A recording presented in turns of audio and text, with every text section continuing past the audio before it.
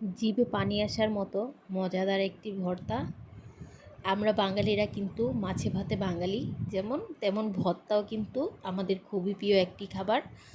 তো আজ আপনাদের দেখাবো কিভাবে আমি ফেওয়া শুটকি ভর্তা করি। আসসালামু আলাইকুম ভিউয়ার্স, সাফা মারিয়া কিচেন থেকে আপনাদের স্বাগতম জানাই।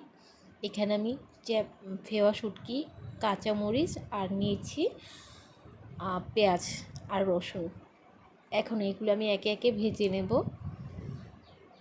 চুলার মধ্যে একটি কড়াই বসিয়ে কিছুটা তেল দিয়ে কাঁচামরিচগুলো দিয়ে এখন আমি ভালো মতো একটু ভেজে নেব। মরিচগুলো যখন ভাজা হয়ে আসবে তখন আমি দিয়ে দেব রসুন। রসুনের কোয়াগুলো আমি 2-3 মিনিটের মতো ভেজে দিয়ে দেব পেঁয়াজ কুচি।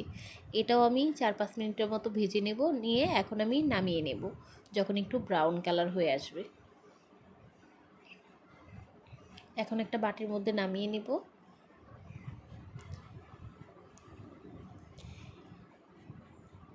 এখন একই প্যানের মধ্যে আমি শুটকি ভালো মতো ধুয়ে নিয়েছি 6-7 বারের মতো। এই শুটকিটাকে আমি ভেজে নেব কিছুটা তেল দিয়ে। প্রথমে আমি শুকনো মরিচগুলো দিতে চেয়েছিলাম, ভাবলাম না একদম অতিরিক্ত আরও বেশি ঝাল হয়ে যাবে, ফ্লেভারটা অন্যরকম হয়ে যাবে, সেজন্য আমি শুকনো মরিচগুলো দিইনি, কাঁচামরিচ দিয়ে ভর্তা করছি।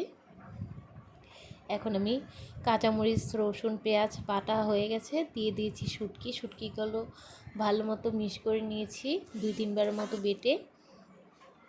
এই তো আমার ফেয়ার শুটকি ভর্তা রেডি। আশা করি সবার ভালো লাগবে। ভালো লাগলে অবশ্যই একটি লাইক, কমেন্ট, শেয়ার করে দেবেন। আল্লাহ হাফেজ।